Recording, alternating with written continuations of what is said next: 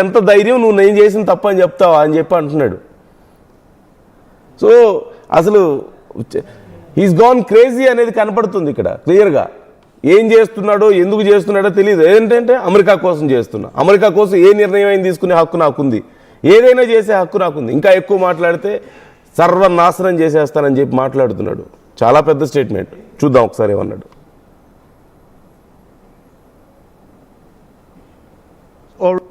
Can't charge $1. I would have used 1 penny, but we don't make the pennies anymore. We save money. Can't charge $1 to any country under IEPA. Not $1. I assume to protect other countries. This must have been done to protect those other countries. Certainly not the United States of America, which they should be interested in protecting. That's what they're supposed to be protecting. But I am allowed to cut off any and all trade or business with that same country. In other words, I can destroy the trade. I can destroy the country. I'm even allowed to impose a foreign country destroying embargo. I can embargo. I can do anything I want, but I can't charge $1 because that's not what it says. And that's not the way it even reads.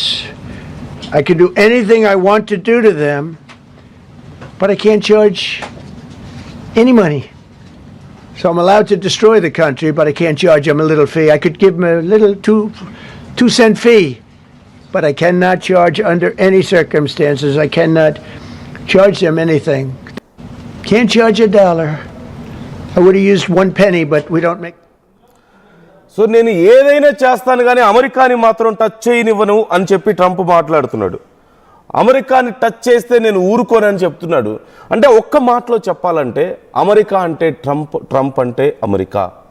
నేనే నా దేశం అనే స్థాయికి Trump వెళ్ళిపోయాడు. అక్కడి supreme court చెప్పినా పట్టించుకోడు, అక్కడి కాంగ్రెస్ చెప్పినా పట్టించుకోడు, అక్కడి ప్రజలు రోడ్ల మీదకి వచ్చి ధర్నాలు చేసినా మాకొద్దు బాబు నువ్వు దిగిపో అని చెప్పినా పట్టించుకోడు. ఇక ప్రపంచ దేశాలని పట్టించుకునే పరిస్థితే లేదు. అది ఏ దేశమైనా సరే, రష్యానా, భారత, చైనానా, ఇంకోట ఇట్స్ ఎవ్రీథింగ్. ఏదైనా సరే it's nothing for him. So కేవలం హోల్ అండ్ సోల్ ట్రంప్ మాత్రమే. అమెరికా అంటే ట్రంప్ సొంత ఏదో ఒక ప్రాపర్టీ లాగా, సొంత ఆస్తిలాగా ఫీల్ అవుతున్న పరిస్థితి కనపడుతుంది. అక్కడ సుప్రీంకోర్టు మీద అషేమ్డ్ అనే మాట మాట్లాడాడంటే ఎంత పెద్ద విషయం. జస్ట్ ఇమాజిన్, మన భారతదేశంలో మన సుప్రీంకోర్టు మీద ఎవరైనా అలాంటి ఒక మాట మాట్లాడగలుగుతారా? ఈవెన్ ప్రైమ్ మినిస్టర్ అవని, ప్రెసిడెంట్ అవని, ఎవరైనా సరే అంత ధైర్యం చేయగలుగుతారా? సుప్రీంకోర్టు మీద వేరే దేశాల శక్తుల ప్రభావం ఉందని మాట్లాడతారా? అమెరికా సుప్రీంకోర్టు మీద వేరే దేశాలు ప్రభావం చూపించగలిగే పరిస్థితి ఉందా? అక్కడి కాంగ్రెస్లో, అక్కడి చట్టసభల్లో ట్రంప్ని దించేయడానికి ఏం చేయాలరా బాబు అని చెప్పి ప్లాన్ చేసుకుంటున్నారు వాళ్ళ నాయకులు. ఎందుకు? ప్రపంచ దేశాలు ఇప్పటికే నానా కష్టాలు పడుతుంటే ట్రంప్ వేసిన టారిఫ్లతో ఇప్పుడు మళ్ళీ ఎక్స్ట్రా 10% టారిఫ్ వేస్తానని చెప్పి మాట్లాడుతున్నాడు. ఎందుకు ఇదంతా? He's taking it very personal. అంటే అధికారం కేవలం ఒక 5 ఏళ్ళు మాత్రమే ఉంటుంది నా కింద, ఆ తర్వాత నేను ఎవరో నథింగ్ అని చెప్పి అనుకోలేకపోతున్నాడు పూర్తి స్థాయిలో. ఇప్పుడు మనం రష్యాలో చూస్తున్నాం, పుతిన్ ఉన్న రోజులు ఆయనే ఉంటారు. చైనాలో చూస్తున్నాం, మనం కొరియాలో చూస్తున్నాం. ఇలా ఒక రాచరిక వ్యవస్థ లాంటి పరిస్థితిని తీసుకురావాలని, ఒక్కరు మాత్రమే అమెరికాని ఏలాలన్నటువంటి ఆలోచనలు కూడా కనిపిస్తున్నాయి ట్రంప్ దగ్గర. ఫర్ ఎవర్ యంగ్ ఉండాలని చెప్పేసి చాలా పెద్ద పెద్ద నాయకులు మాట్లాడుకోవడాన్ని మనం చూసాం. అంటే జీవితాంతం మనం ఇలా యంగ్గా ఉండాలి, ఆరోగ్యంగా ఉండాలి, మనకి వయసు అయిపోకూడదు, ముసలోళ్ళు అవ్వకూడదు అని చెప్పేసి. అలా ఉంటే ఇప్పుడు ఎక్కువ కాలం పాలించవచ్చు కదా. ట్రంప్ కూడా అలాంటి కళ్ళలేక అంటున్నాడేమో. He's already in very bad shape. అతని హెల్త్ కండిషన్ చాలా దారుణంగా ఉంది. కొంచెం మతిమరుపు వచ్చింది, రక్తనాళాలు దెబ్బతిన్నాయి, నర్వ్స్ బాగా దెబ్బతిన్నాయి, హార్ట్ ప్రాబ్లమ్స్ ఉన్నాయి, కొంచెం అదే అల్జైమర్స్ ప్రాబ్లం కొంత కనిపిస్తోంది, స్కిన్ ఇష్యూస్ ఉన్నాయి. ఇలా చాలా సమస్యలు ఉన్నాయి ట్రంప్కి. కానీ జీవితాంతం ట్రంప్ మాత్రమే ఉంటాడని చెప్పేసి అనుకుంటున్నాడేమో. సో కొంతమంది కామెంట్స్ కూడా చేస్తున్నారు. రణస్థలి కామెంట్ చేస్తున్నారు, పాజిటివ్గా ఆలోచించే వ్యక్తిని ఏ విషయం చంపలేదు, నెగిటివ్గా ఆలోచించే వ్యక్తిని ఏ మెడిసిన్ కూడా బాగు చేయలేదు, ట్రంప్ వైఖరి కూడా సేమ్ అని చెప్పేసి కామెంట్ చేస్తున్నారు. వాడిని ఎర్రగడ్డలో చూపించండి రా బాబు అంటూ కామెంట్ చేస్తున్నారు.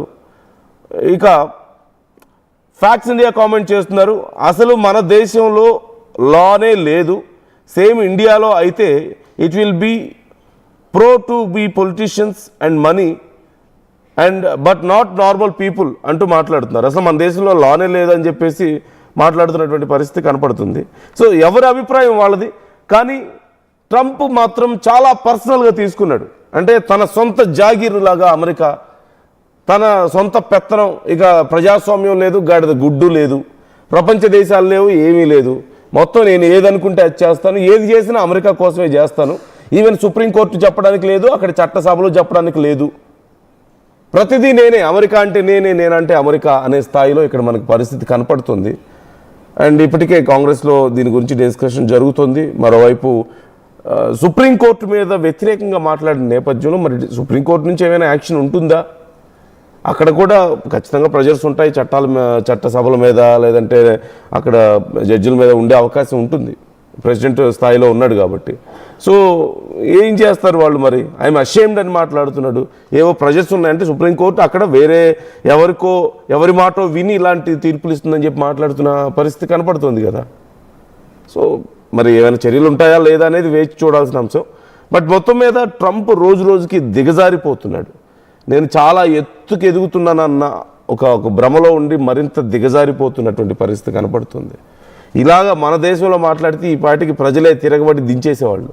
అఫ్కోర్స్ అక్కడ కూడా తిరగబడుతున్నారు, ఇంకా పూర్తి స్థాయిలో జరగలేదు.